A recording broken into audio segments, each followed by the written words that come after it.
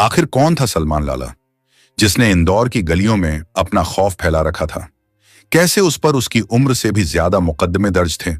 और कैसे एक तालाब उसकी जिंदगी का आखिरी ठिकाना बन गया? क्यों उसके आतंक की तुलना दुर्लभ कश्यप से की जाने लगी? क्यों सलमान लाला ने पुलिस थाने को बम से उड़ाने की धमकी दी?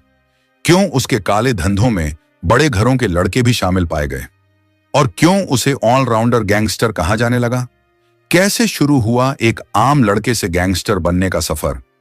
और उसकी मौत के बाद उसकी मां ने क्या आरोप लगाए? क्यों आज पुलिसकर्मियों की वर्दी उतारने की मांग हो रही है? आइए जानते हैं पूरी कहानी। इंदौर का वो नाम जिससे हर गली में दहशत छाई रहती थी, और उसी नाम के आखिरी सफर ने पूरे शहर को हिला दिया। मौत के बाद उसके जनाजे में हजारों की भीड़ उमड़ पड़ी। सोशल मीडिया पर पोस्टर्स और रील्स बनने लगी। कई लोग कहते दिखे, भले ही उस पर मुकदमे दर्ज थे, लेकिन लाला लोगों का था, अच्छा इंसान था। लेकिन पुलिस के लिए यही शख्स एक बड़ा सिरदर्द था। 28 साल का सलमान लाला, जिस पर 30 से ज्यादा आपराधिक केस दर्ज थे। हत्या से लेकर रंगदारी, ड्रग्स सप्लाई से लेकर फायरिंग तक, हर बड़े जुर्म में उसका नाम शामिल था। पुलिस रिकॉर्ड उसे गैंगस्टर मानते हैं, लेकिन शहर के कई लोग उसे अच्छा इंसान बताते हैं।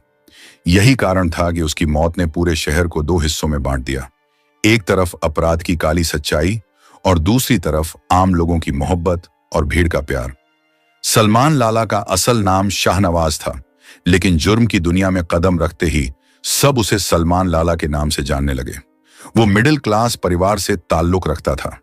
घर की हालत आम थी, खर्चे सीमित और कमाई सीमित थी। लेकिन सलमान की सोच अलग थी। उसे हमेशा लगता था कि जिंदगी को बड़ा बनाना है, चाहे किसी भी रास्ते से क्यों ना हो। और इसी सोच ने उसे दूसरों से अलग बना दिया। साल 2012 में उसकी जिंदगी का पहला बड़ा मोड़ आया, जब सलमान की उम्र सिर्फ 15 साल थी। आमतौर पर इस उम्र में बच्चे पढ़ाई करते हैं, खेल कूद करते हैं और दोस्तों की दुनिया में खोए रहते हैं। लेकिन सलमान पर उस उम्र में पहला केस दर्ज हुआ, और आरोप था किडनैपिंग और रेप का। पुलिस और परिवार दोनों हैरान थे। किसी को यकीन नहीं हुआ कि इतना छोटा लड़का इतने बड़े अपराध में शामिल हो सकता है। लेकिन सिर्फ केस दर्ज हुआ, उम्र कम होने की वजह से कार्रवाई बहुत आगे नहीं बढ़ी, और नतीजा यह हुआ कि सलमान और ज्यादा बेखौफ हो गया। यही से उसके इरादों को नया बल मिल गया। पुलिस ने उसे समझाकर छोड़ दिया, और परिवार ने डांट कर रोकने की कोशिश की, लेकिन उसके दिमाग में बैठ चुका था कि अब डरना नहीं है।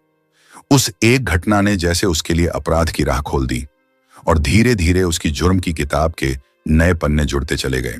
वक्त गुजरने के साथ सलमान ने तेजी से अपराध की दुनिया में कदम बढ़ाया। इंदौर के अलग अलग इलाकों जैसे Nehru Nagar, AB road, press complex जैसे दुकानदारों और छोटे कारोबारियों से जबरन वसूली करनी शुरू कर दी। उसकी पहचान अब सिर्फ एक नाबालिग अपराधी की नहीं रही, बल्कि एक खौफनाक नाम बन चुकी थी। इस काम में उसके भाई शादाब उर्फ सिद्धू और रिजवान भी उसका साथ देने लगे। मारपीट, अवैध वसूली और धमकी उसका रोज का तरीका बन चुका था। दुकानदारों का कहना था कि जो उसकी बात नहीं मानता, उसके साथ सरेआम बदसलूकी होती। इसी बीच सलमान ने एक छोटी सी गैंग भी बना ली, और धीरे धीरे उसकी पकड़ मजबूत होती गई। जल्द ही उसकी नजर शहर के पब्स पर पड़ी। इंदौर के पब्स में अमीर घरों के लड़के लड़कियां आते थे। सलमान और उसकी गैंग ने वहीं डेरा जमाना शुरू कर दिया। जैसे ही पब्स से लोग बाहर निकलते, सलमान उन्हें रोक लेता और पैसों की डिमांड करता। जो लोग इनकार करते, उन्हें सरेआम पीटा जाता। डर के मारे लोग मजबूरन पैसे देने लगे। यहीं से उसकी ताकत और बढ़ गई।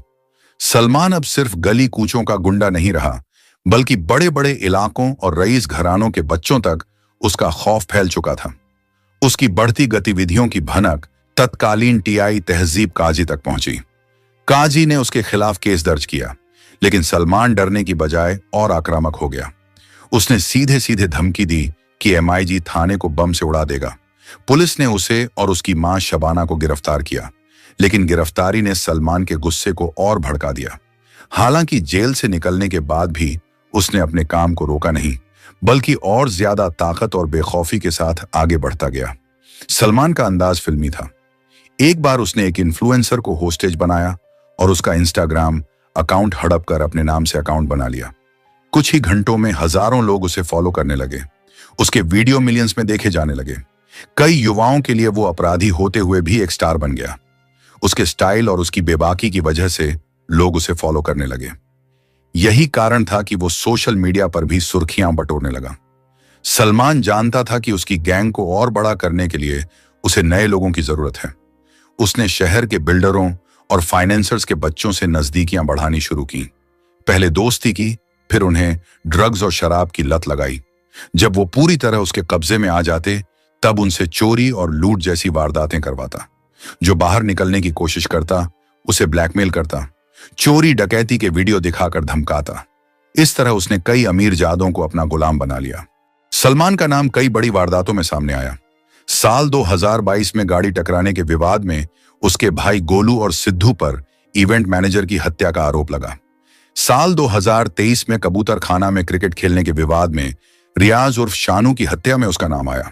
और साल 2022 में एमवाई हॉस्पिटल कैंपस में उसने खुलेआम फायरिंग की और एक व्यक्ति को गोली मार दी।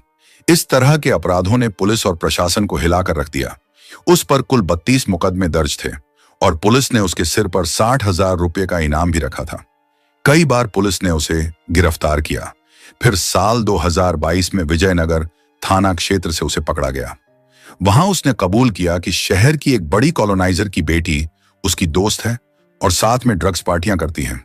पुलिस ने उसका जुलूस भी निकाला और उसे कहलवाया, पुलिस हमारी बाप है और अपराध करना पाप है। लेकिन हर बार जमानत पर बाहर आकर उसने फिर अपराध की राह पकड़ ली। उसकी गिरफ्तारी और रिहाई का सिलसिला यूं ही चलता रहा। सलमान की प्रेमिकाओं की लिस्ट लंबी बताई जाती है।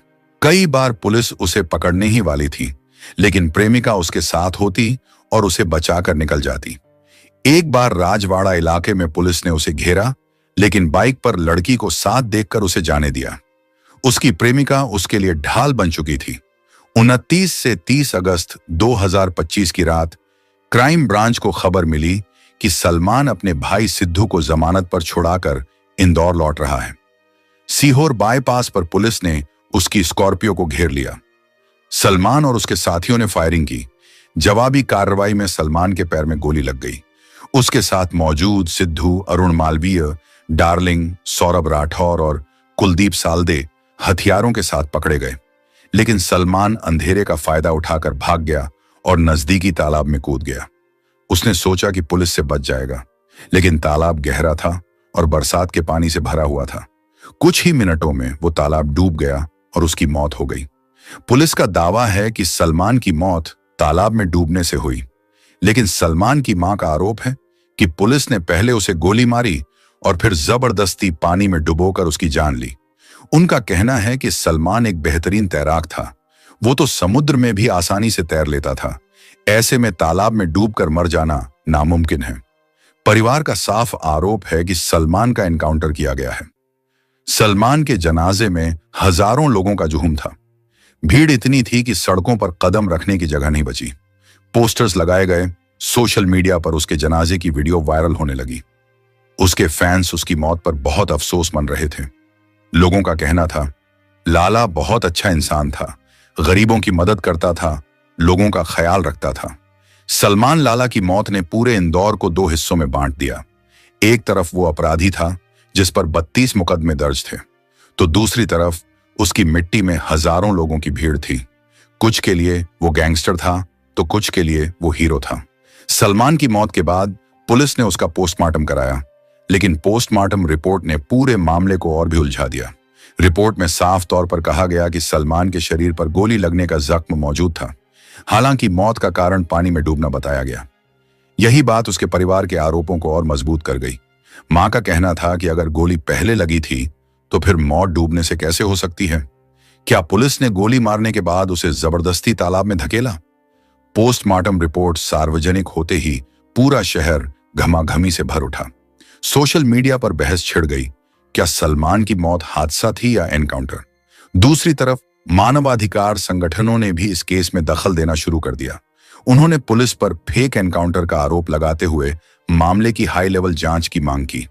अब सवाल यह है कि क्या सलमान की मौत तालाब में डूबने से हुई, जैसा कि पुलिस कह रही है, या फिर वो सच है जो उसका परिवार आरोप लगा रहा है कि उसे पहले गोली मारी गई और फिर जबरदस्ती डुबोया गया? फिलहाल मामले की जांच एसआईटी को सौंप दी गई है। आने वाले दिनों में ही सच सामने आएगा कि सलमान लाला का अंत हादसे से हुआ या फिर एनकाउंटर की उस काली किताब में एक और नाम जुड़ गया। अगर वीडियो अच्छा लगा हो तो इसे लाइक करें और अपने दोस्तों और रिश्तेदारों के साथ शेयर करें। ऐसी ही और वीडियोस देखने के लिए हमारे चैनल को सब्सक्राइब करना ना भूलें। हम फिर मिलेंगे एक और नए केस के साथ। तब तक के लिए अपना ख्याल रखिए। जय हिंद।